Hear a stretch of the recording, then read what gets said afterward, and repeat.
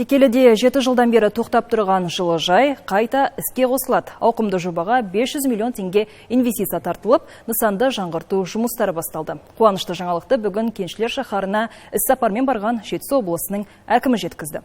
Бейбіт Исабаев жергілікті тұрғындармен кездесіп, қала дамуының жетістіктері мен кенжелеп тұрған тұстарын таразылады. Сонымен қатар өңірдің әлеуметтік экономикасының беталысын талқылады. Жетісу облысының әкімі жиын барысында алдымен өңірдің дамуы мен алдағы жоспарларын тілге тиек етті. Бейбіт Исабаевтың айтуынша, былтыр аймақта барлық негізгі көрсеткіштерге қол жеткізілді. Облысқа 611 миллиард теңге инвестиция тартылған. Ауыл шаруашылығы бағытында қант қызылшасы алқабы ұлғайтылды. Енді Ақсу және Көксу қант зауыттарының қуатын 2 есе арттырып, 950 мың тоннаға дейін жеткізу көзделген. Сонымен қатар аймақ басшысы соңғы 3 жылда өнеркәсіпте 100 миллиард теңгеге 29 нысан ашылып, 7 кәсіпорынның кеңейтілгенін мәлімдеді. Нәтижесінде 1841 жұмыс орны құрылған. 2026 жылы қолданыстағы және жаңадан іске қосылған кәсіпорындардың өндірістік қуаттарын арттыру арқылы өнеркәсіп көлемін 3,5%-ға арттырып 460 миллиард теңгеге жеткізу жоспарланып отыр. Текелі қаласы облыстың өндірістік аймағы.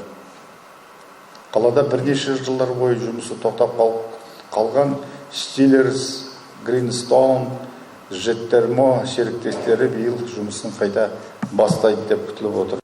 Текеліде 7 жылдан астам уақыт тоқтап тұрған жылыжайға жан бітпек. Жобаны қайта жандандыру үшін 500 миллион теңге инвестиция тартылған. Бұл өңірдің ауыл шаруашылығына серпін беретін маңызды бастама болмақ. Нәтижесінде бұл өңірдегі ең ірі әрі заманауи жылыжай кешеніне айналмақ, деді Бейбіт Исабаев. Жол, газдандыру мәселесі кезең-кезеңмен шешіліп жатыр. Білім және денсаулық сақтау саласындағы оң нәтижелерге де кезек берілді. Текеліде 79 отбасы баспаналы болса, биыл тағы 204 үйді ел игілігіне беру көзделген.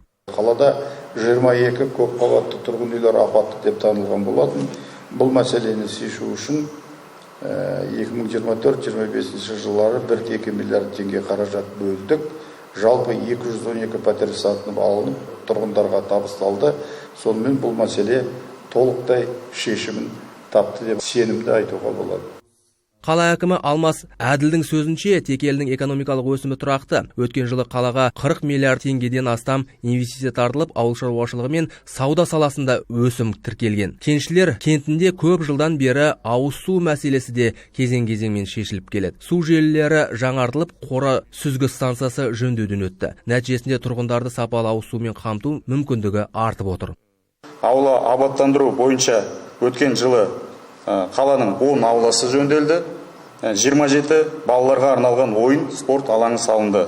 Биылға 15 шатыр үйдің күрделі жөндеуі басталып кетті. Бүгінгі күні уже 5-еуі жасалып бітті. Енді оны осы қазанға дейін бітіріледі. 14 қабатты қасбет, тұрғын үйдің қасбеттері жаңартылып отыр. Туризм саласында да өсім бар. Өткен жылы Текеліге 19-да 8 мың турист келсе, биыл саяхатшылар саны 24 мыңнан асады деп күтілуде. Жекеменшік инвесторлар тарапынан бізде бірнеше ірі жобалар басталып кетті. Ол жеке кәсіпкер Роман Мартыненко Гринтау демалыс кешенін ашып, бүгінгі күнде 10 коттедж іске қосылды таудың етегінде. Жоба бойынша жоба құны 400 миллион теңгеге 50-ден астам коттедж салу глэмпингтермен бірге.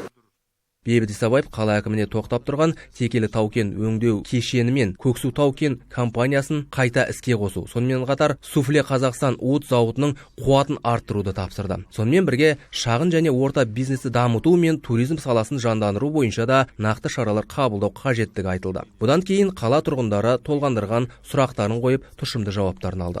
Мен ерекше баланың анасымын. Мен 73 ата-ананың атынан сіздерден сол коррекциялық орталықтың жөндеу жұмыстарына қаражат бөлулеріңізді қарастыруды сұраймын. Бітіреміз. Биыл бастаймыз.